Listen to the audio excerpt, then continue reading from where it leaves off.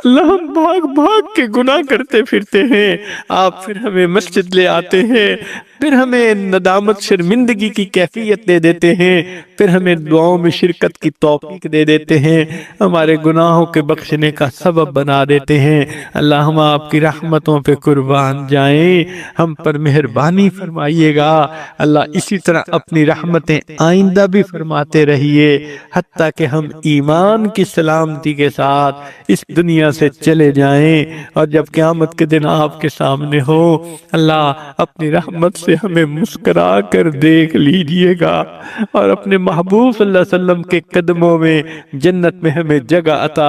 الحمدللہ وکفا وسلام علی عبادہ الذین اصطفا، اما بعد، اعوذ باللہ من الشیطان الرجیم، بسم اللہ الرحمن الرحیم۔ لقد خلقنا الانسان فی احسن تقویم، سبحان ربک رب العزت عما یصفون، وسلام علی المرسلین والحمد للہ رب العالمین۔ اللہم صلی علی سیدنا محمد وعلی آل سیدنا محمد وبارک وسلم۔ اللہم صلی علی سیدنا محمد وعلی آل سیدنا محمد وبارک وسلم۔ اللہم صلی علی سیدنا محمد وعلی آل سیدنا محمد وبارک وسلم۔ ایک حدیث مبارکہ کا مفہوم ہے کہ اللہ رب العزت نے اپنی رحمت کے 100 حصے کیے اور اس میں سے ایک حصہ مخلوق میں تقسیم فرمایا۔ اس ایک حصے کے آگے کھربوں کھربوں کھربوں حصے ہوئے، اور چھوٹا چھوٹا ذرہ ہر انسان کو، جانور کو، پرندے کو وہ حاصل ہوا۔ اس چھوٹے سے ذرے کی وجہ سے یہ سب محبتیں آپ کو دکھائی دیتی ہیں۔ ماں کی محبت اسی کی وجہ سے، میاں بیوی کی محبت اسی کی وجہ سے، بھائی بھائی کی محبت اسی کی وجہ سے، دوست دوست کی محبت اسی کی وجہ سے، انسانوں کی محبتیں، جانوروں کی محبتیں، پرندوں کی محبتیں، سب کو جمع کیا جائے، آدم علیہ السلام سے لے کر قیامت تک آنے والا آخری انسان، تو یہ چھوٹے چھوٹے ذرے مل کر ذرا غور کیجئے کتنا بڑا محبت کا سمندر بنے گا۔ یہ اللہ کی رحمت کا ایک حصہ ہے، اور جس پروردگار کے پاس 100 حصے ہیں اس کی رحمتوں کا کیا کہنا۔ چنانچہ اللہ تعالیٰ کو اپنے بندوں سے پیار ہے۔ ارشاد فرمایا، لقد خلقنا الانسان فی احسن تقویم، اے انسان تحقیق ہم نے تمہیں بہترین صورت میں پیدا کیا۔ یہ اللہ رب العزت کا کرم ہے کہ اس نے ہمیں انسان کی شکل میں پیدا فرمایا۔ آپ غور کریں کہ ہر لمحے پوری دنیا میں جیسے انسانوں کے ہاں ولادت ہو رہی ہوتی ہے، گھروں میں، ہسپتالوں میں، اسی طرح جانوروں کے ہاں بھی بچے پیدا ہو رہے ہوتے ہیں، کہیں گدھے کے ہاں، کہیں گھوڑے کے ہاں، کہیں کتے کے ہاں۔ اللہ تعالیٰ نے ہمیں انسان کے گھر پیدا کیا، یہ اللہ کا ہم پر فضل اور احسان ہے۔ وہ چاہتے تو کسی جانور کے ہاں پیدا کر دیتے۔ پھر ایک اور بات سنیے کہ اتنے بچے جو ہر لمحے پیدا ہوتے ہیں، ان میں سے کتنے ایسے بھی بچے ہیں جو کافر ماں کی گود میں پیدا ہوتے ہیں۔ ہم پر اللہ نے یہ فضل فرمایا کہ ہمیں اپنے کرم سے اللہ نے ایک ایمان والی ماں اس کی گود میں پیدا کیا۔ یہ اللہ کا کتنا بڑا فضل ہے۔ ساری زندگی سجدے میں سر ڈال کے پڑے رہیں، ہم اس کا شکر ادا نہیں کر سکتے۔ پھر اس سے بھی ایک بڑی نعمت اللہ نے عطا کی کہ اللہ رب العزت نے ہمیں نبی علیہ السلام کی امت میں پیدا فرمایا۔ اس فضیلت کو پانے کے لیے پہلے انبیاء دعائیں مانگتے تھے، چنانچہ اللہ رب العزت نے حضرت عیسیٰ علیہ السلام کی دعا کو قبول فرمایا، اور انہیں اللہ تعالیٰ نے زندہ آسمانوں پہ اٹھا لیا۔ اب قیامت سے پہلے وہ ایک مرتبہ پھر دنیا میں تشریف لائیں گے اور نبی علیہ السلام کی شریعت پر آ کر دنیا میں عمل کریں گے۔ تو جس فضیلت کو پانے کے لیے انبیاء تمنائیں کرتے تھے، اللہ رب العزت نے ہمیں بن مانگے وہ عطا فرما دی، ہم اپنے اللہ کا اس پر کتنا شکر ادا کریں۔ یہ سب کس لیے ہوا؟ اللہ تعالیٰ فرماتے ہیں اے میرے بندے مجھے تو بہت پیارا لگتا ہے، اس لیے اللہ تعالیٰ فرماتے ہیں وَلَقَدْ كَرَّمْنَا بَنِي آدم، تحقیق ہم نے انسان کو عزت عطا فرمائی۔ دیکھیں ہر جانور کھانے کی طرف اپنا سر جھکاتا ہے، مرغی سر جھکاتی ہے، پرندے سر جھکاتے ہیں، درندے اپنا کھانا کھانے کے لیے سر جھکاتے ہیں، گائے بھینس چارہ کھانے کے لیے سر جھکاتی ہے۔ ایک انسان ہے جس کو اللہ نے یہ فضل فرمایا کہ کھانے کی طرف اس کا سر نہیں جھکتا بلکہ کھانا ہاتھوں کے ذریعے اس کے منہ تک پہنچتا ہے۔ اللہ نے اس کے سر کو فقط اپنے سامنے جھکنے کے لیے پسند فرما لیا، فرمایا وَلَقَدْ كَرَّمْنَا بَنِي آدم، تحقیق ہم نے انسان کو بہترین صورت میں پیدا کیا۔ اب انسان اللہ سے جتنی محبت کرے، جتنا پیار کرے، جتنا عشق کرے اتنا کم ہے۔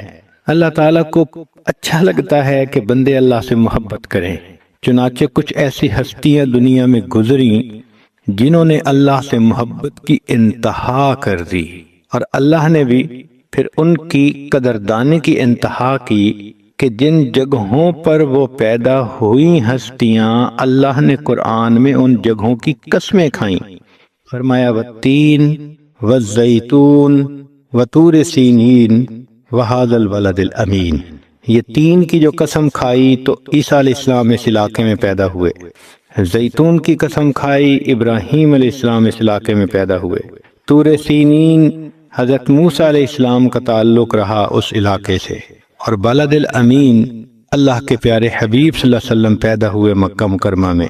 تو چار ہستیاں تھیں، سب اولو العزم انبیاء، ایک عیسیٰ روح اللہ تھے، دوسرے ابراہیم خلیل اللہ تھے، تیسرے حضرت موسیٰ علیہ السلام کلیم اللہ تھے، اور چوتھے حضرت محمد الرسول اللہ حبیب اللہ تھے۔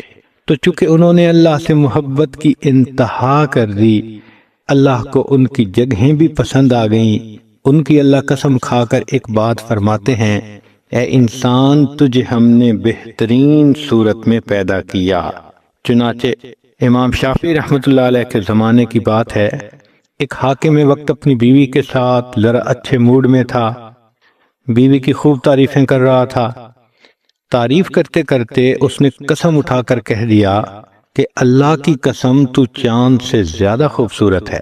علمی زمانہ تھا، بیوی نے کہا کہ مجھے لگتا ہے کہ تمہاری قسم جھوٹی ہے، تم تو ہانس بنے۔ اس نے کہا نہیں میری قسم ٹھیک ہے۔ اب فیصلہ ہوا کہ علماء سے رجوع کیا جائے گا۔ صبح اٹھے علماء سے پوچھا، جس عالم سے پوچھیں وہی کہے ہم تو فیصلہ نہیں کر سکتے کہ تمہاری بیوی خوبصورت ہے یا چاند زیادہ خوبصورت ہے۔ بات بڑھتی گئی، امام شافعی رحمۃ اللہ علیہ کو بتلایا گیا۔ آپ نے فرمایا کہ میں اس کا جواب دے سکتا ہوں۔ چنانچہ حاکم وقت آپ کے پاس آیا اور اس نے کہا کہ آپ بتائیے کیا میری قسم سچی تھی یا جھوٹی؟ تو امام شافعی رحمۃ اللہ نے فرمایا تیری قسم سچی تھی، اس لیے کہ اللہ رب العزت نے قرآن مجید میں فرمایا لَقَدْ خَلَقْنَا الْإِنسَانَ فِي أَحْسَنِ تَقْوِيمٍ، اے انسان تجھے ہم نے بہترین صورت میں پیدا کیا۔ معلوم ہوا کہ انسان چاند سے بھی زیادہ خوبصورت ہے۔ یہ اللہ رب العزت کا کتنا فضل اور احسان ہے کہ اللہ نے انسان کو ایسا حسن و جمال عطا فرمایا۔ پھر دیکھیے ہر کسی کی محبت غرض کی خاطر ہوتی ہے، حتیٰ کہ میاں بیوی کی محبت میں بھی غرض ہوتی ہے۔ خاوند کو بیوی کی ضرورت ہے، بیوی کو خاوند کی ضرورت ہے۔ ماں باپ اولاد کی محبت بھی غرض کی ہوتی ہے۔ اولاد چاہتی ہے کہ ماں باپ اچھی تربیت کریں، تعلیم دیں، ہمیں سیٹل کریں، اور ماں باپ چاہتے ہیں کہ بچے اچھے بنیں گے تو بڑھاپے کا سہارا ہوں گے۔ اسی طرح استاد اور شاگرد کی محبت بھی غرض کی محبت ہے۔ استاد کے دل میں ہوتا ہے کہ میں اسے پڑھاؤں گا تو مجھے مشاہرہ ملے گا، شاگرد کے دل میں ہوتا ہے کہ استاد مجھے پڑھائے گا تو میرے مارکس اچھے ہوں گے، گریڈ اچھا آ جائے گا۔ حتیٰ کہ پیر اور مرید کی محبت بھی غرض کی محبت ہے۔ کیا کہ مرید کے دل میں یہ ہوتا ہے کہ یہ شیخ مجھے سمجھائیں گے، میری اصلاح ہوگی تو میں اللہ رب العزت کا پسندیدہ بندہ بن جاؤں گا، اور شیخ کے دل میں یہ ہوتا ہے کہ اگر یہ بندہ سنور گیا اللہ مجھ سے راضی ہو جائیں گے۔ تو آخرت کی طلب ہے مگر غرض تو ہے۔ تو ہر محبت کے پیچھے غرض ہے، دنیا کی ہو یا دین کی۔ ایک محبت ہے جو بے غرض ہے، اور وہ ہے اللہ رب العزت کی محبت۔ اللہ کو بندوں سے کیا غرض؟ ساری دنیا کے انسان صدیق اکملانو جیسا دل سینے میں بنا لیں، اللہ کی شان میں اضافہ نہیں ہوتا۔ ساری دنیا کے انسان فرعون بدبخت کے جیسے سیاہ دل والے بن جائیں، اللہ کی شان میں کمی نہیں ہوتی۔ تو جب اس کی شان میں نہ اضافہ ممکن ہے نہ کمی ممکن ہے، تو اللہ کو کیا ہمارے سجدوں کی پرواہ؟ اس کی عبادت کے لیے تو فرشتے بہت کافی ہیں، کھربوں کھربوں فرشتے اللہ کی عبادت میں ہر وقت لگے ہوئے ہیں۔ اللہ کو ہماری عبادتوں کی کوئی ضرورت نہیں۔ اس لیے اگر اللہ تعالیٰ کو بندوں سے محبت ہے تو یہ بے غرض ہے۔ چنانچہ حدیث قدسی ہے، اے میرے بندے، کل یریدک لنفسہ، ہر کوئی تجھ سے اپنے لیے محبت کرتا ہے، وانا اریدک لکا، اور میں میرے بندے تجھ سے تیرے لیے پیار کرتا ہوں۔ تو اللہ رب العزت کی محبت بے تمام محبت، بے غرض محبت۔ اے میرے بندے، تو مجھے پیارا لگتا ہے، مجھے تجھ سے بہت پیار ہے۔ اس پیار کی انتہا دیکھیے، اللہ نے ہر انسان کا رزق اپنے ذمہ لے لیا۔ فرمایا وَمَا مِن دَابَّةٍ فِي الْأَرْضِ إِلَّا عَلَى اللَّهِ رِزْقُهَا، چنانچہ ہر بندے کو رزق پہنچانا یہ اللہ نے اپنی ذمہ داری لے لی۔ یہ ہم پر اللہ کا کتنا کرم، کتنا فضل، کتنا احسان۔ اب ہم اللہ کا دیا رزق کھاتے ہیں، حق تو یہ بنتا ہے کہ ہم اللہ کی عبادت کریں، اللہ کی بندگی کریں، اللہ کو راضی کریں، مگر نفس ہمارے ساتھ ایسا لگا ہے کہ وہ ہمیں گناہوں کی طرف کھینچتا ہے، شیطان بدبخت پیچھے پڑا ہے، ہم غفلت کے مرتکب ہو جاتے ہیں، ہم اللہ کے در پہ آنا بھول جاتے ہیں، اللہ کے در کو چھوڑ بیٹھتے ہیں۔ ابھی اللہ کی محبت کی انتہا ہے کہ اللہ تعالیٰ بندے سے خفا نہیں ہوتے، بلکہ اس بندے کو اپنے گھر کی طرف پھر بلاتے ہیں، میرے بندے تو میرے در سے کیوں دور جا رہا ہے؟ فَأَيْنَ تَذْهَبُونَ، کہاں جاتے ہو؟ تمہارے پروردگار کا در کھلا ہے، آؤ اپنے رب سے تعلق جوڑ لو۔ بندے نے نفس کی خاطر گناہ کیے اور اللہ نے ان گناہوں کو بخشنے کے بندوبست کر دیے۔ اے میرے بندے، تو گناہوں کی وجہ سے مجھ سے دور جانے لگتا ہے، میں بخشش کا سامان کر کے پھر تجھے اپنے قریب کر لیتا ہوں۔ سبحان اللہ، ذرا غور کیجئے کہ اللہ تعالیٰ نے بندے کے گناہوں کو بخشنے کے کیا کیا سبب بنائے۔ سب سے پہلا سبب تو یہ بنا دیا کہ نیکی لکھنے والے فرشتے کو افسر بنایا، گناہ لکھنے والے فرشتے کو ماتحت بنایا۔ کوئی بندہ نیکی کا ارادہ کرتا ہے تو نیکی کا فرشتہ ایک نیکی فوراً نامہ اعمال میں لکھ لیتا ہے۔ اگر وہ بندہ گناہ کا ارادہ کرے تو گناہ لکھنے والا فرشتہ نہیں لکھ سکتا۔ کیوں؟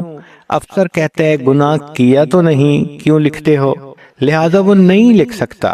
اب اللہ کی شان دیکھیے کہ اگر اس نے ایک گناہ کیا تو وہ پوچھتا ہے میں اس کو درج کر لوں، تو نیکی والا فرشتہ کہتا ہے تجھے کیا جلدی پڑی ہے، تو ویٹ کر لے، ہو سکتا ہے یہ نادم ہو، شرمندہ ہو، فیل کرے کہ مجھے یہ بلنڈر کمٹ نہیں کرنا چاہیے تھا، میں نے غلطی کر لی، میں ایسا نہ کرتی تو اچھا تھا، اس کا ضمیر اس کو ملامت کرے اور یہ نادم شرمندہ ہو جائے میری بندی، تو اس کا گناہ لکھنے کی ضرورت ہی نہیں پیش آئے گی۔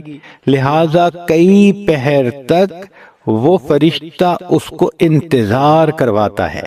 یہ اللہ کی رحمت دیکھیے، نیکی کا ارادہ کیا تو فوراً نیکی لکھوا دی، گناہ کر بھی لیا تو گناہ نہیں لکھنے دیا جا رہا کہ اگر احساس ہو گیا، ندامت آ گئی تو ہم گناہ لکھیں گے ہی نہیں۔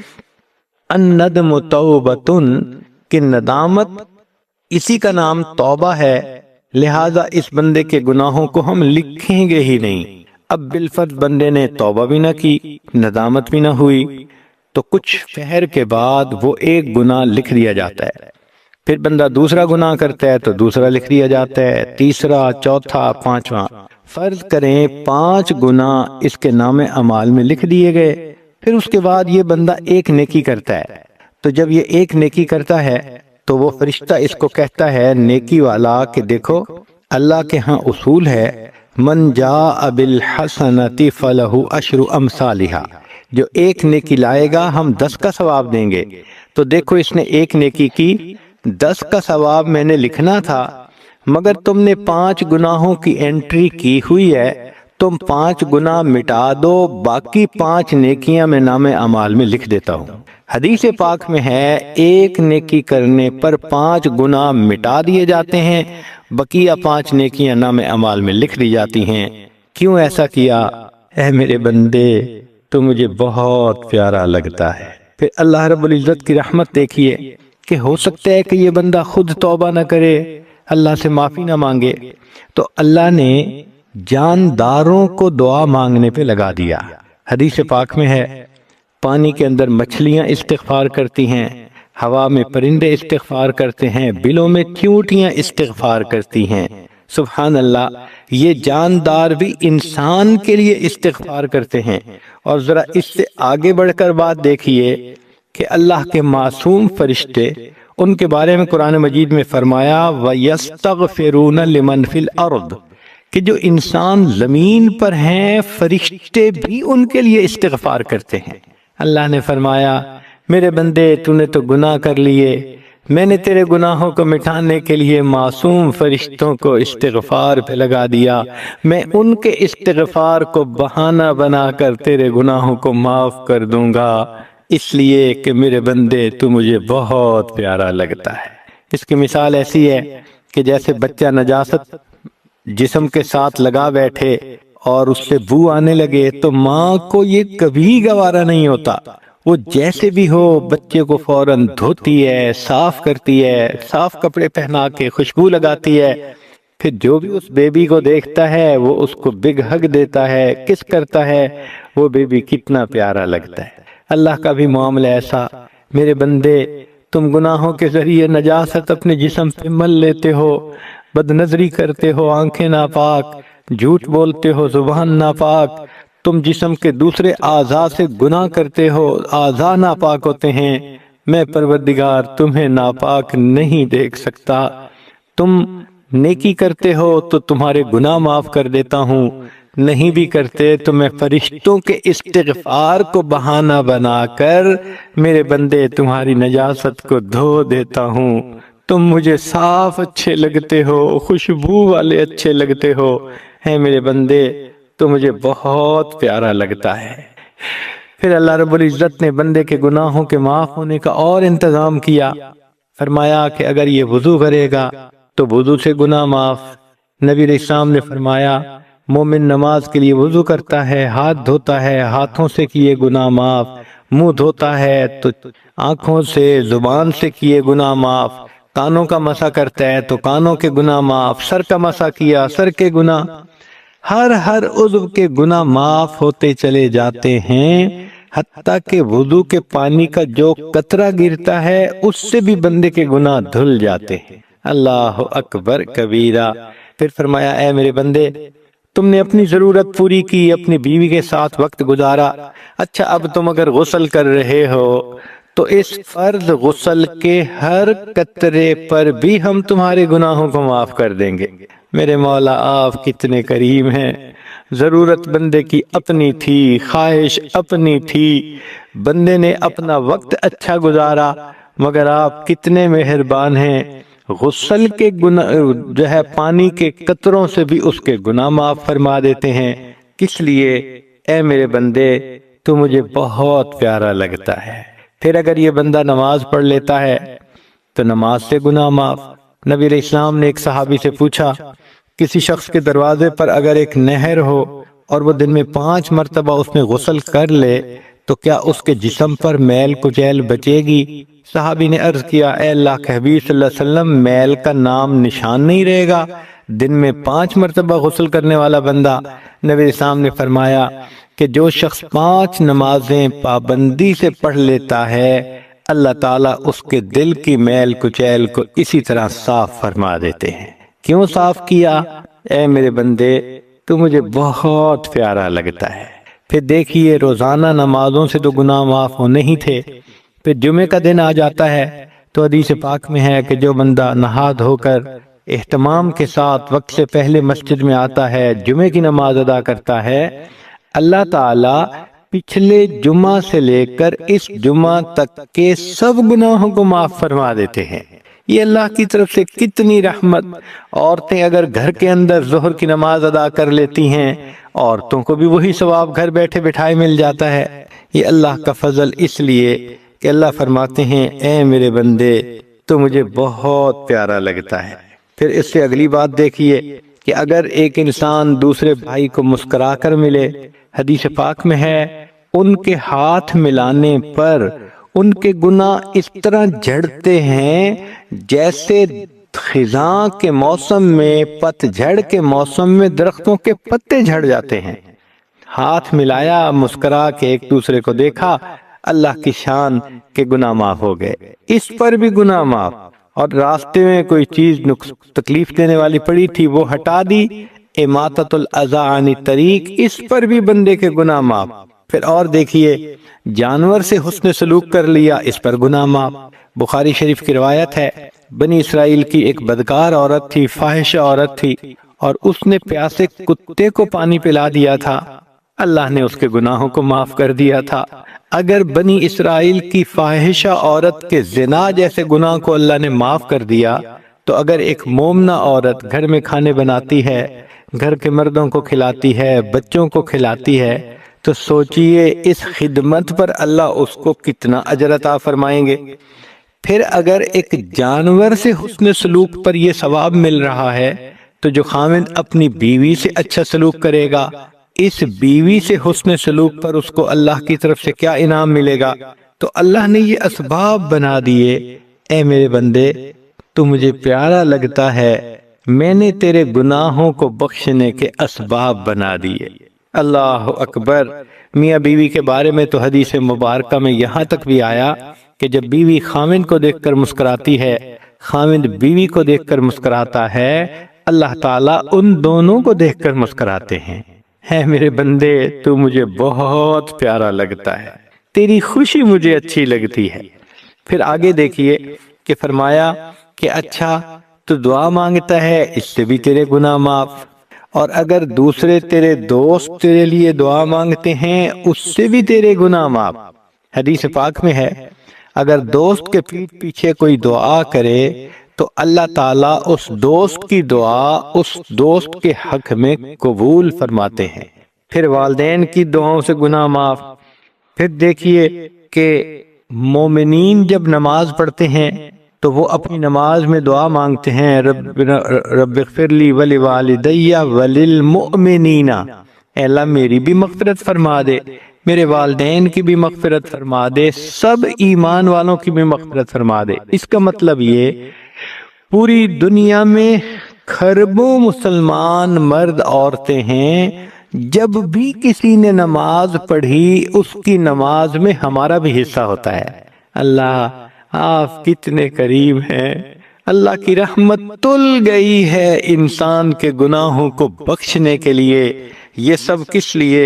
اے میرے بندے تو مجھے بہت پیارا لگتا ہے۔ پھر آگے دیکھیے کہ انسان کو زندگی میں دکھ پریشانیاں آتی ہیں تو فرمایا کہ جب کوئی بندہ بیمار ہوتا ہے اللہ تعالیٰ فرشتوں کو فرماتے ہیں کہ دیکھو یہ پہلے عبادت کرتا تھا، اب بیمار ہو گیا، مگر جو عبادت کرتا تھا تم اس کا اجر اسی طرح لکھتے رہنا، گو یہ اشراق نہ پڑھے، چاشت نہ پڑھے، اوابین نہ پڑھے، تہجد نہ پڑھے، یہ تو لیٹا پڑا ہے، تم اس کی پرواہ مت کرنا، تم اس کا ثواب کنٹینیو کرنا جیسے تم لکھ رہے تھے۔ اور میرے فرشتوں یہ پہلے ذکر کرتا تھا، اب تکلیف میں ہے، یہ کراہے گا، تو جب کراہنے کی آواز آئے تو تم سبحان اللہ کا اجر لکھنا، تم الحمدللہ کہنے کا اجر لکھنا۔ میرا یہ بندہ کروٹ لے گا تو کروٹ لینے پر رکوع سجود کا اجر لکھ دینا۔ حدیث پاک میں آتا ہے بندہ بیماری سے جو ہے شفا یاب ہوتا ہے، ایسے گناہوں سے پاک ہو جاتا ہے جیسے اس دن پاک تھا جب اس کی ماں نے اس کو جنم دیا تھا۔ دیکھنے میں بیماری تھی، حقیقت میں بندے کے لیے اللہ نے روحانی غسل کا انتظام کر دیا تھا۔ یہ کس لیے؟ اے میرے بندے تو مجھے بہت اچھا لگتا ہے۔ پھر بندے کو زندگی میں کوئی تکلیف پہنچتی ہے، فرمایا کہ ہر تکلیف پر، ہر تھکن پر انسان کو اجر عطا کر دیا جاتا ہے، یہاں تک کہ اگر کوئی عزیز رشتہ دار فوت ہو جائے اور یہ انا للہ پڑھ لے تو اس پر بھی اللہ اس کو اجر عطا فرما دیتے ہیں، پہاڑوں جیسا اجر عطا کر دیا جاتا ہے۔ اللہ اکبر۔ نبی علیہ الصلوۃ والسلام کے سامنے چراغ بجھا تو اللہ کے محبوب صلی اللہ علیہ وسلم نے پڑھا انا للہ و انا الیہ راجعون۔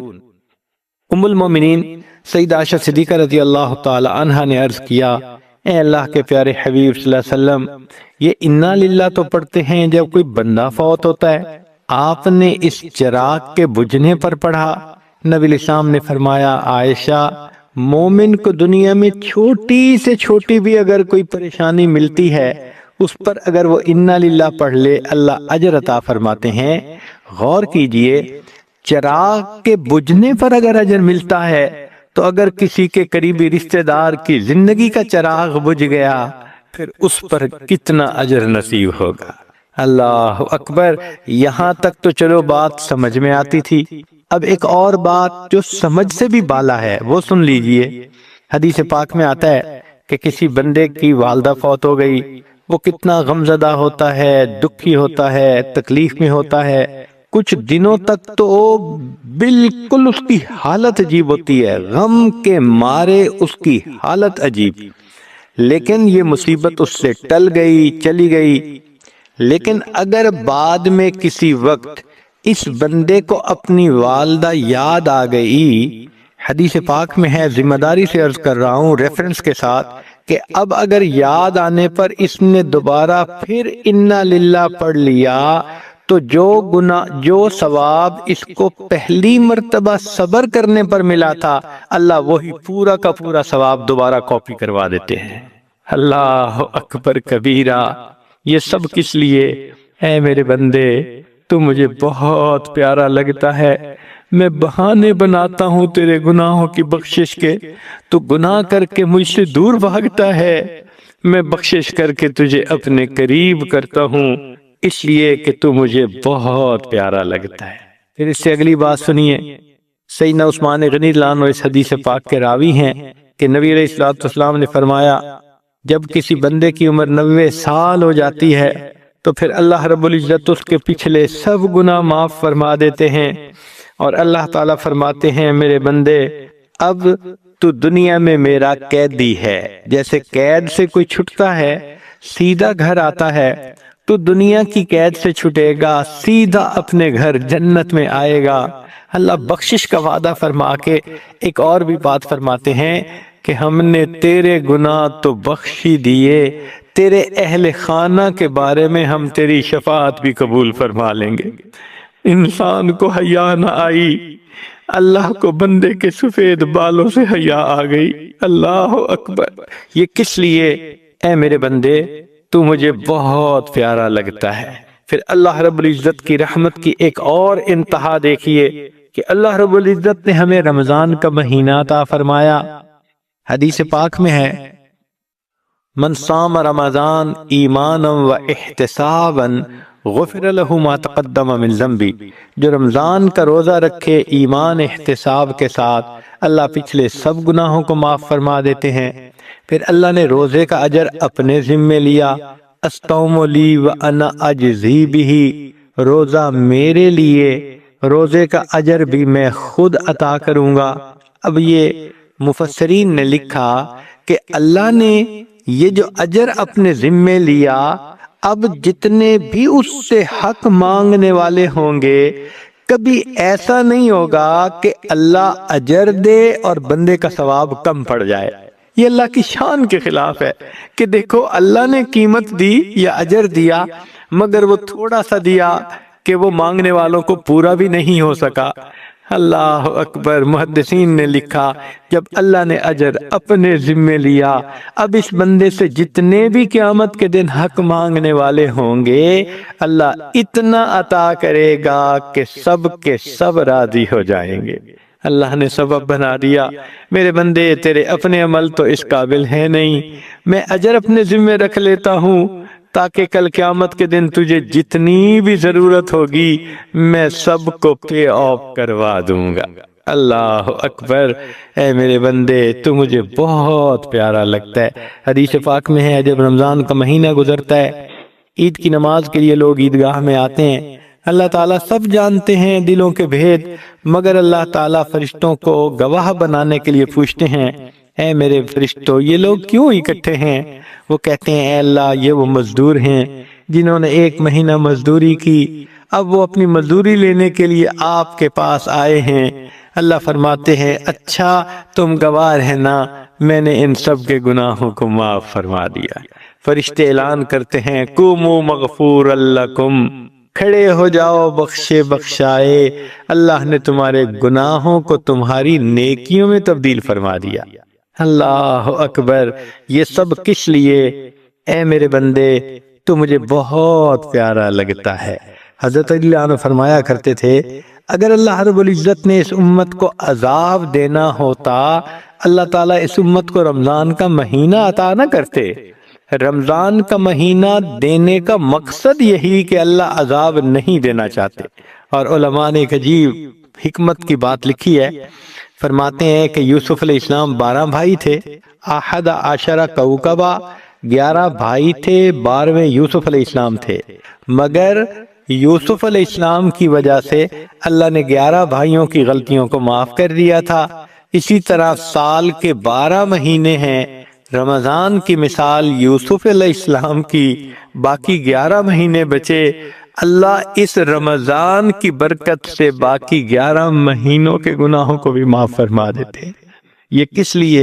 اے میرے بندے تو مجھے بہت پیارا لگتا ہے، حتیٰ کہ صبح و شام اعلان کرواتے ہیں اللہ، ایک فرشتے کو حکم ہوتا ہے اعلان کرو حل من سائل فعوتی لا، ہے کوئی سوال کرنے والا جس کو عطا کر دیا جائے۔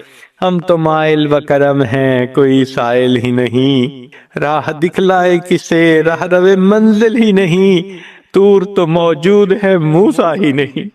اللہ آپ کے فرشتے اعلان کرتے ہیں تہجد کے وقت ہے کوئی مانگنے والا، ہم میٹھی نیند سو رہے ہوتے ہیں، ہمیں جاگ نہیں آتی، احساس نہیں ہوتا کہ یہ اللہ سے مانگنے کا وقت ہے، دامن پھیلانے کا وقت ہے، رحمت کا دروازہ کھل چکا ہے۔ کاش ہمارے اندر اتنی قدر قیمت ہوتی، ہم تہجد کی پابندی کرتے، اللہ کی رحمتوں کو سمیٹ لیتے۔ مجھے یقین ہے کہ اگر اعلان کر دیا جائے کہ جو مرد اور عورت تہجد کے وقت آ کر مسجد میں رپورٹ کرے گا اس کو ڈیلی $100 ملیں گے، تو شاید ہی کوئی مرد بچے یا عورت بچے جو روزانہ آ کر $100 یا 100 پاؤنڈ نہ لے کے جائے۔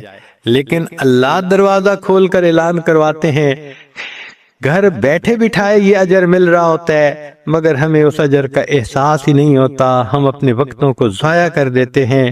مگر اللہ نے تو واقعی ہمارے بخشنے کی انتہا فرما دی۔ پھر اگلی بات دیکھیے، ہم گناہ کرتے ہیں، اگر اللہ تعالیٰ اس پر سزا دینا چاہتے تو نقد سزا دے سکتے تھے، اگر اللہ تعالیٰ گناہوں میں بدبو بنا دیتے آج شاید ہمارے پاس کوئی بیٹھ بھی نہ سکتا، لوگ بیٹھنا جو ہے انکار کر دیتے، تمہارے پاس آ نہیں سکتے، جیسے سور کے جسم سے بدبو آتی ہے، گدھے کتے کے جسم سے بو آتی ہے، تمہارے جسم سے بھی بو آتی ہے۔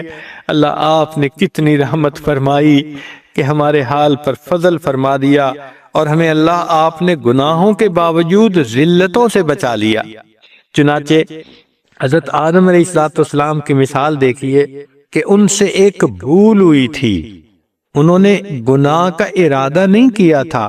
قرآن مجید میں اللہ فرماتے ہیں وَلَمْ نَجِدْ لَهُ عَزْمًا، کہ ہم نے ان کے اندر گناہ کا ارادہ نہیں پایا۔ اللہ جو دلوں کے بھید کو جانتے ہیں، جب وہ فرما رہے ہیں کہ معصیت کا ارادہ نہیں تھا، نافرمانی کا ارادہ نہیں تھا، بھول ہو گئی تھی۔ اب بھول ہونے پر دیکھیں اللہ نے 3 کام کیے۔ پہلا کام یہ کیا کہ جنت کی پوشاک اتروا لی اور ان کے جسم ننگے ہو گئے۔ چنانچہ حضرت آدم علیہ السلام اور ام حوا جنت کے درختوں کے پتوں سے اپنے سطر کو چھپانے لگے۔ پہلا کام یہ ہوا۔ دوسرا، اللہ تعالیٰ نے ان کو جنت سے دنیا کے اندر اتارنے کا حکم فرما دیا، دیکھو گھر سے بھی نکال دیا گیا۔ اور تیسرا کام یہ ہوا کہ اللہ نے یہ کام خفیہ نہیں کیا، بلکہ قرآن میں اپنی کتابوں میں اس کا تذکرہ کر دیا، یعنی ساری مخلوق کو اطلاع بھی دے دی۔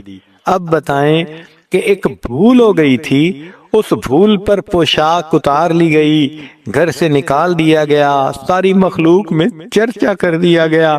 میرے مولا آپ کتنے کریم ہیں۔ ایک عورت اپنے گھر سے نکلتی ہے، کپڑے اتار کے زنا کرتی ہے، آپ اس کے جسم پہ کپڑے بھی لوٹا دیتے ہیں، واپس اس کے لیے گھر کا دروازہ بھی بند نہیں کرتے، اور آپ اس کے خاوند اس کے باپ کو اطلاع بھی نہیں ہونے دیتے۔ اللہ آپ کتنے مہربان ہیں، اپنے بندوں سے کتنا پیار کرتے ہیں۔ یہ سب کس لیے؟ اے میرے بندے تو مجھے بہت پیارا لگتا ہے، اگرچہ تو گناہ کرتا ہے، میں پروردگار تیرے عیبوں کو چھپا لیتا ہوں۔ اگر میں تمہارے دروازے پہ لکھوا دیتا، جیسے بنی اسرائیل کے ہاں میرا دستور تھا، گناہ کرتا تھا بندہ، صبح دروازے پہ لکھا ہوتا تھا، سارے لوگ پڑھا کرتے تھے کیا سائن بورڈ بنا ہوا ہے یہ دروازہ۔ اللہ آپ نے کیا مہربانیاں فرمائیں، ہمارے پردے رکھ لیے، میرے محبوب صلی اللہ علیہ وسلم کی امت کے اوپر آپ کا کتنا کرم۔ یہ سب کس لیے؟ اے میرے بندے تو مجھے بہت پیارا لگتا ہے۔ چنانچہ ذنون بصری رحمت اللہ علیہ ایک واقعہ سناتے ہیں، فرماتے ہیں میں نہر کے کنارے چل رہا تھا، میں نے ایک بچھو کو دیکھا کہ نہر کے پانی کی طرف وہ بھاگا جا رہا ہے۔ مجھے پتا تھا کہ بچھو تیرنا نہیں جانتا، پانی میں ڈوب جاتا ہے، تو میں اسے دیکھنے لگ گیا۔ جب وہ پانی کے قریب ہوا تو میں نے دیکھا کہ ایک کچھوا وہاں پر موجود ہے۔ یہ بچھو اس کچھوے کی پیٹھ کے اوپر جا کر بیٹھ گیا اور کچھوے نے دوسری طرف تیرنا شروع کر دیا۔ میں بھی بڑا حیران یہ کیا معاملہ ہے، میں بھی پیچھے پیچھے چل پڑا کہ دیکھتا ہوں معاملہ کیا۔ کہتے ہیں کہ وہ کچھوا نہر کے دوسرے کنارے لگا اور بچھو نیچے اتر گیا۔ اس بچھو نے پھر بھاگنا شروع کر دیا۔ میں بھی اس بچھو کے پیچھے ذرا آگے گیا تو میں نے دیکھا ایک درخت کے نیچے کوئی انسان سویا ہوا ہے اور یہ بچھو اسی طرف بھاگا جا رہا ہے۔ میں نے سمجھ لیا کہ یہ شاید اس کو کاٹے گا، تو میں نے بھی ایک لاٹھی اٹھا لی تاکہ اگر یہ بچھو قریب ہوگا تو کاٹنے سے پہلے میں اسے ماروں گا۔ اب میں پیچھے پیچھے ہوں، بچھو بھاگا جا رہا ہے۔ کہنے لگے تھوڑی آگے میں نے جا کر دیکھا تو ایک طرف سے ایک کوبرا سانپ تھا جو اس نوجوان کی طرف جو درخت کے نیچے سویا ہوا تھا تیزی سے جا رہا تھا، جیسا کہ اس کو وہ کاٹنا چاہتا ہے۔ جب یہ بچھو سانپ کے قریب ہوا تو یہ بچھو سانپ کے ساتھ لپٹ گیا، چمٹ گیا اور بچھو نے ڈنک لگایا۔ بچھو اتنا زہریلا تھا کہ سانپ وہیں پر مر گیا۔ اب جب سانپ مر گیا یہ بچھو پھر واپس لوٹا اور اسی طرح کچھوے کے پیٹھ کے اوپر بیٹھ گیا۔ کچھوے نے اسے پہلے کنارے پر پہنچا دیا۔ میں بڑا حیران، یہ کوئی بڑا اللہ کا ولی ہوگا جس کی جان بچانے کے لیے اللہ نے نہر کے دوسرے کنارے سے ایک بچھو کو بھیجا، پھر کچھوے کی سواری کا انتظام کیا، اس نے آ کے اس سانپ کو مارا اور نوجوان کو بچایا۔ چلو میں جا کر اس اللہ کے ولی سے دعائیں کرواتا ہوں۔ وہ فرماتے ہیں جب میں آیا قریب آ کے میں نے دیکھا وہ جو بے سدھ پڑا ہوا تھا اس کے منہ سے شراب کی بو آ رہی تھی۔ میں نے اس کو جگایا اور میں نے کہا نوجوان تو شراب پی کے گہری نیند سویا پڑا ہے، کیا تجھے پتا ہے کہ تجھے بچانے کے لیے تیرے رب نے کہاں سے بچھو کو بھیجا؟ جب اس نوجوان نے سانپ کو مرے ہوئے دیکھا آنکھوں میں آنسو آ گئے، کہنے لگے میں اللہ کی نافرمانی کر کے میٹھی نیند سو گیا، میرا پروردگار جاگ جاگ کے میری حفاظت کرتا رہا، میں آج کے بعد اللہ کی نافرمانی نہیں کروں گا۔ ہم گناہ کر کے سو جاتے ہیں، اللہ آپ جاگ جاگ کے سواری کی حفاظت فرماتے ہیں۔ یہ سب کس لیے؟ اے میرے بندے تو مجھے بہت پیارا لگتا ہے۔ پھر اللہ رب العزت کی مزید رحمت دیکھیے کہ رب کریم نے انسان کے گناہوں کو بخشنے کے لیے اس امت سے کوئی پروف نہیں مانگا۔ ہر چیز کا کوئی نہ کوئی ثبوت ہوتا ہے۔ ایک بندہ مسجد کے اندر بیٹھ کے ہاتھ اٹھا کے اتنا کہہ دیتا ہے اللہ مجھے معاف کر دو، اللہ تعالیٰ یہ بھی تو کہہ سکتے تھے کہ تم ثبوت دو کہ تم سچی توبہ کر رہے ہو۔ ہم کیا ثبوت پیش کرتے اللہ کے سامنے؟ میرے مولا، بندوں نے جب معافی مانگنے کے لیے ہاتھ اٹھائے، آپ نے ان کے کلمات پر اعتماد کرتے ہوئے کہا اگرچہ تم توبہ کر چکے، توڑ چکے، کر چکے، توڑ چکے، سینکڑوں بار ایسا ہوا، میرے بندے پھر تم میرے دروازے پہ آئے ہو، میں تمہیں پیچھے کے تانے نہیں دیتا، پھر جو کہہ رہے ہو اللہ معاف کر دے، میں تمہارے الفاظ کو قبول کر کے تمہیں معاف کر دیتا ہوں۔ یہ سب کس لیے؟ اے میرے بندے تو مجھے بہت پیارا لگتا ہے۔ کہ اللہ رب العزت کی رحمت کی انتہا دیکھیے کہ اللہ رب العزت نے ہم عاجز مسکینوں کے لیے قیامت کے دن بخشش کے انتظامات فرمائے۔ حدیث پاک میں ہے کہ اللہ کی رحمت کا ایک حصہ دنیا میں تقسیم ہوا، قیامت کے دن اللہ کی رحمت کے 100 حصوں کا ظہور ہوگا، اور ان رحمتوں کے ساتھ اللہ اپنے بندوں کا حساب لیں گے۔ وَكَانَ بِالْمُؤْمِنِينَ رَحِيمًا، قیامت کے دن اللہ ایمان والوں کے ساتھ بڑی رحمت سے پیش آئیں گے۔ اللہ تیری رحمت کی انتہا ہوگی۔ اس رحمت کی انتہا دیکھیے، اللہ جنتیوں کی شفاعت قبول کریں گے، حافظ کی شفاعت قبول کریں گے، عالم کی شفاعت قبول کریں گے، شہید کی شفاعت قبول کریں گے، انبیاء کی شفاعت قبول کریں گے، حتیٰ کہ ایک وقت آئے گا کہ شفاعت کرنے والے شفاعت کر لیں گے، پھر کوئی شفاعت کرنے والا نہیں بچے گا، ایک جہنمی ہوگا۔ امام غزالی رحمت اللہ علیہ نے یہ واقعہ لکھا ہے کہ اس جہنمی کی آنکھ کا ایک بال اللہ کے سامنے فریاد کرے گا، اے اللہ میں گواہی دیتا ہوں ایک مرتبہ یہ بندہ آپ کی محبت میں، آپ کے خوف سے یہ رویا تھا، اتنا چھوٹا سا آنسو نکلا تھا مکھی کے سر کے برابر کہ صرف میں بھیگ گیا تھا، اے اللہ میں گواہی دیتا ہوں۔ اللہ جبریل علیہ السلام کو فرمائیں گے ہم نے بال کی گواہی کو قبول کر کے بندے کو جہنم سے بری فرما دیا۔ اللہ آپ کتنے قریب ہیں، بندے کے آنکھ کے بال کی گواہی کو قبول کر کے بندے کی بخشش فرما دیں گے۔ یہ کس لیے ہوگا؟ فرمایا اے میرے بندے تو مجھے بہت پیارا لگتا ہے۔ پھر اس سے آگے ایک بات اور عجیب دیکھیے کہ اللہ رب العزت نے اس امت کے اوپر کتنا مہربانی فرما دی کہ ہمارے پیارے نبی علیہ السلام کو رحمت للعالمین بنایا، بالمؤمنین رؤوف الرحیم بنایا، رافت اور رحمت کوٹ کوٹ کر ان کے دل میں بھر دی۔ چنانچہ اللہ کے حبیب صلی اللہ علیہ وسلم کو امت کا غم تھا۔ کوئی ماں اپنے بچے کی خاطر 23 سال نہیں روتی، کوئی باپ اپنی اولاد کی خاطر 23 سال نہیں روتا۔ جوان بیٹا پوت ہوتا ہے، ماں کتنا روتی ہے، لیکن 2-4 ہفتے کے بعد نارمل لائف گزارنا شروع کر دیتی ہے، پھر اسے یاد بھی نہیں رہتا کہ کیا تھا کیا نہیں تھا۔ نبی علیہ السلام 23 سال تک امت کے لیے راتوں کو روتے رہے۔ ام المومنین عائشہ رضی اللہ عنہا فرماتی ہیں میرے آقا قیام میں ہوتے تھے، تلاوت کرتے ایسے آنسو گرتے تھے مصلی پر کہ جیسے بارش کے قطرے زمین پر گر رہے ہوتے ہیں۔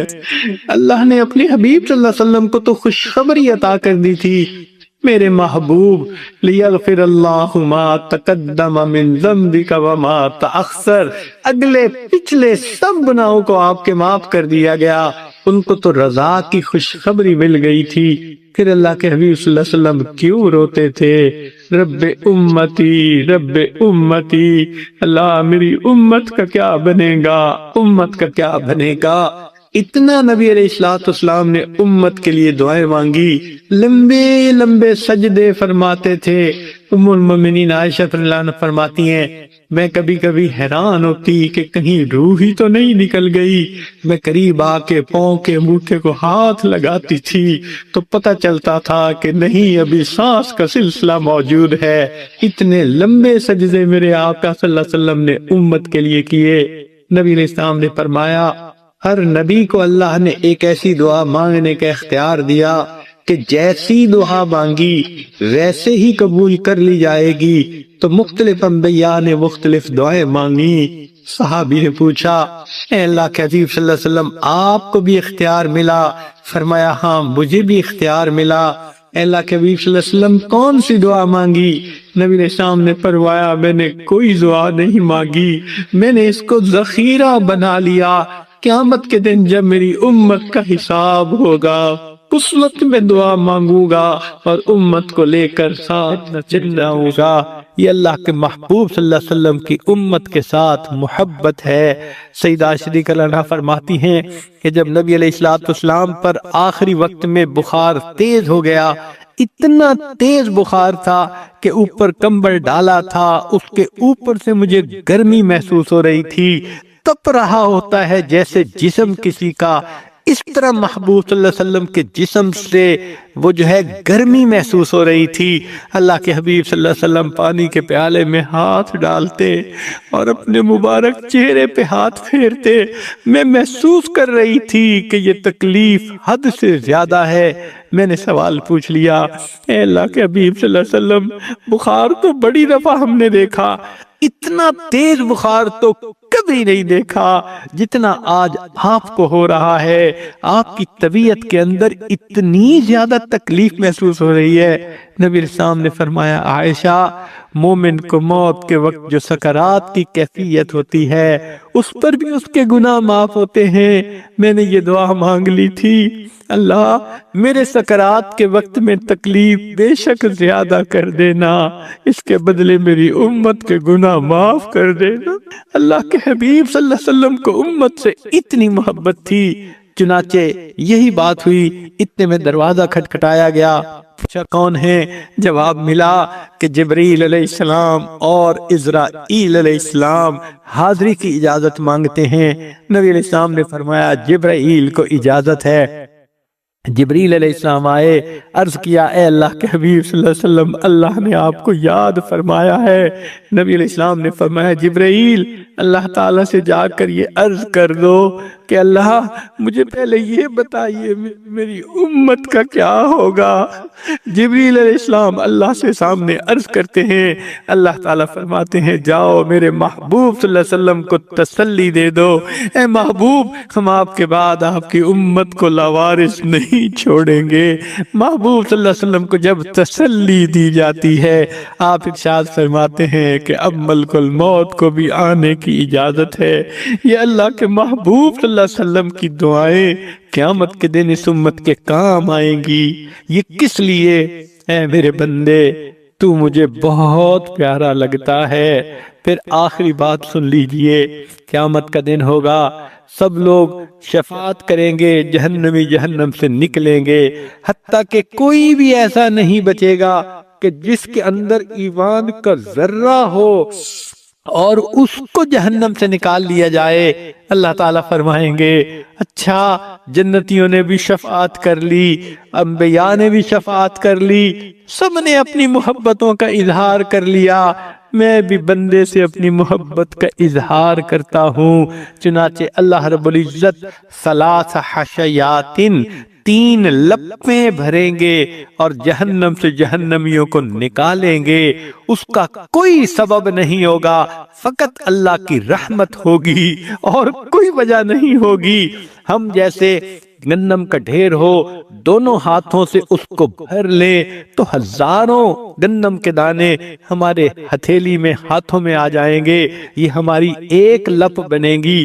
سوچئے اللہ رب العزت کی لپ کتنی بڑی ہوگی، کھربوں کھربوں بندے ہوں گے، ایک لپ میں بھر کر ان کو نکالا جائے گا، پھر دوسری لپ بھریں گے، پھر تیسری بھریں گے، پھر ایک جگہ پانی ہوگا، کہا جائے گا اغتسل فی ھذا الغدیر، اس جو ہے وہ جوہر کے اندر، تالاب کے اندر نہا لو، وہ نہائیں گے، ان کے جسم کوئلے بنے ہوئے ہوں گے، دوبارہ جیسے فریش ہو جاتے ہیں، ہرے بھرے ہو جاتے ہیں، ایسے ان کے جسم بن جائیں گے، مگر ان کو اللہ تعالیٰ پھر جنت بھیجیں گے، ان کے ماتھے کے اوپر اتقاء الرحمن لکھا ہوگا، ان کو رب نے اپنی رحمت سے بخش دیا۔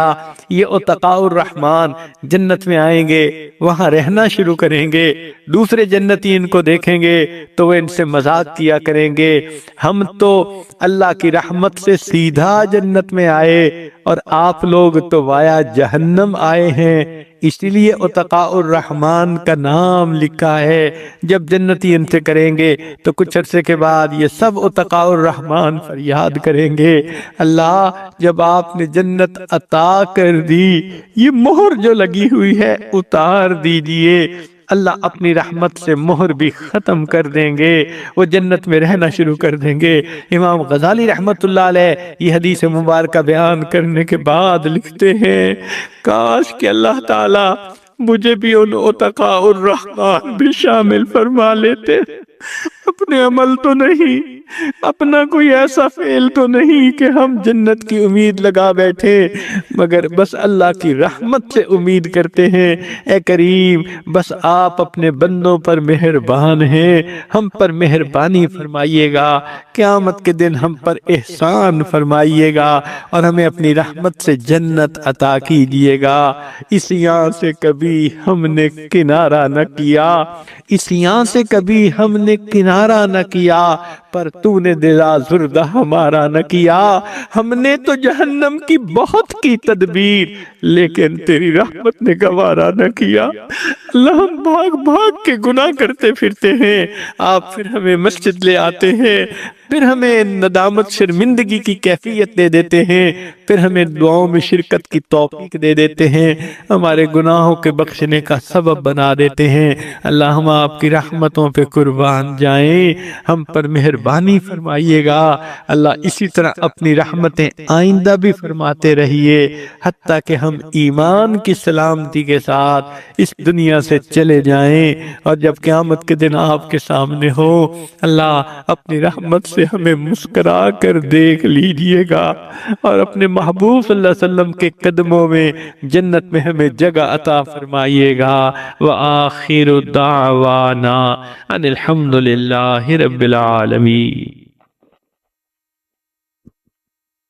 بہت ساری خواتین توبہ کی نیت سے آئی ہیں، پیغام پہنچا تھا، یہ آج اس توبہ کے کلمات پڑھائے گا، سچے دل کے ساتھ پیچھے پیچھے پڑھ لیجئے، نیت کیجئے کہ ہم اپنی زندگی کے پچھلے گناہوں سے سچی پکی توبہ کر رہی ہیں، آئندہ نیکوکاری کی زندگی گزارنے کا دل میں ارادہ کر رہی ہیں، جیسی نیت ہوتی ہے ویسی مراد مل جاتی ہے۔ نیت کیجئے کہ اللہ ہمیں آئندہ سچی اور سچی زندگی گزارنے کی توفیق عطا فرما۔ الحمدللہ وکفا وسلام علی عبادہ الذین اصطفی، اما بعد۔ یہ کلمات سچے دل کے ساتھ پیچھے پیچھے پڑھیے۔ بسم اللہ الرحمن الرحیم، لا الہ الا اللہ محمد الرسول اللہ، آمنت باللہ وملائکتہ وکتبہ ورسلہ والیوم الآخر والقدر خیرہ وشرہ من اللہ تعالی والبعث بعد الموت، آمنت باللہ کما ہوا باسمائہ وصفاتہ وقبلت جمیع احکامہ اقرار باللسان وتصدیق بالقلب، اشہد ان لا الہ الا اللہ واشہد ان محمدا عبدہ ورسولہ، استغفر اللہ ربی من کل ذنب واتوب الیہ برحمتک یا ارحم الراحمین۔ ان کلمات کو پڑھنے سے آپ تو بتائے ہو چکی ہیں، چند معمولات ہیں، ان کو اگر آپ باقاعدگی سے کریں گی تو اللہ تعالیٰ دل کو منور کریں گے۔ 100 مرتبہ درود شریف صبح و شام، 100 مرتبہ استغفار صبح و شام، روزانہ قرآن مجید کی تلاوت، ایک پارہ ہو تو بہت اچھا، چلتے پھرتے دل میں اللہ کا دھیان اور پانچویں چیز ہے مراقبہ، یعنی صبح و شام کچھ وقت ملے تو نماز کے بعد مصلی پہ بیٹھ جائیں، ظاہر کی آنکھوں کو بند کر لیں، من کی آنکھوں کو کھول لیں، اور یہ سوچیں کہ اللہ رب العزت کی رحمت آ رہی ہے، میرے دل میں سما رہی ہے، دل کی ظلمت اور سیاہی دور ہو رہی ہے، اور میرا دل کہہ رہا ہے اللہ اللہ اللہ۔ انشاءاللہ 15-20 منٹ کا یہ مراقبہ دل کو منور کرے گا۔ اس مراقبے کی چند منٹ مشق کر لیں، پھر دعا کرتے ہیں۔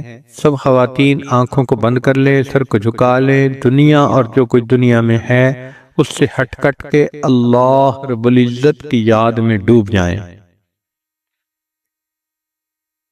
آہ جاتی ہے اثر کو کھینچ لانے کے لیے،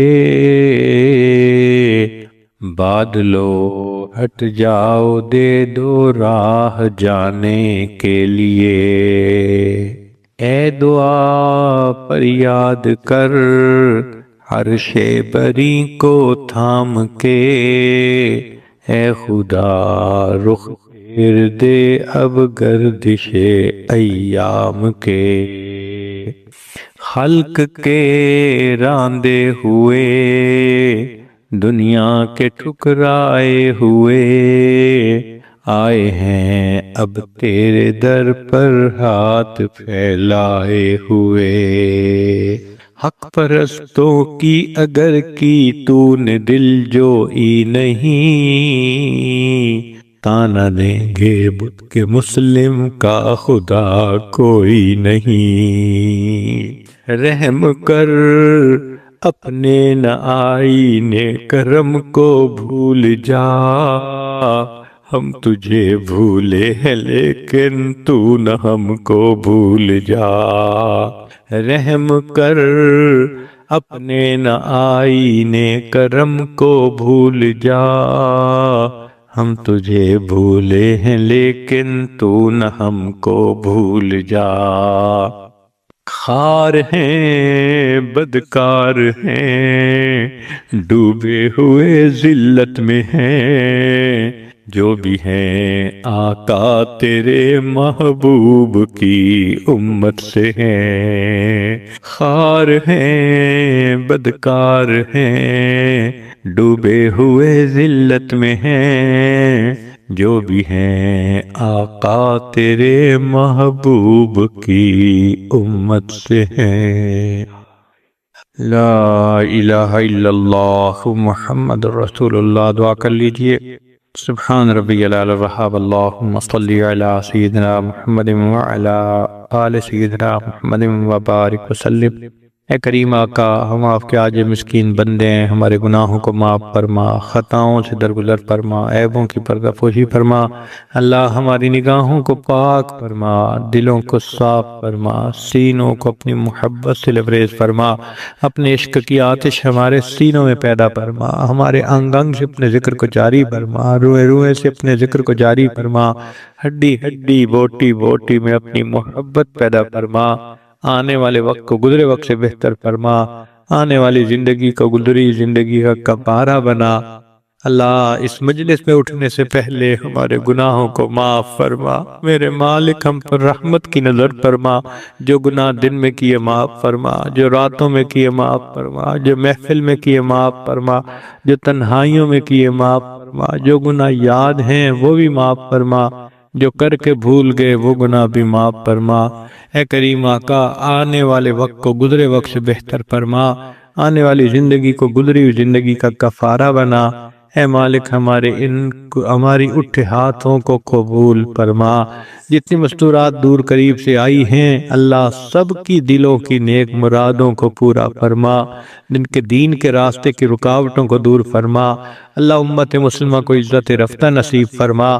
مقامی دوست احباب نے جس محبت کے ساتھ اس عاجز کو یہاں بلایا، اس کے بدلے ان کو اپنی سچی محبت نصیب فرما۔ اے رب کریم اس شہر پر رحمت نازل فرما، جتنے ایمان والے موجود ہیں اللہ ان کو اپنے مقرب بندوں اور بندیوں میں شامل فرما۔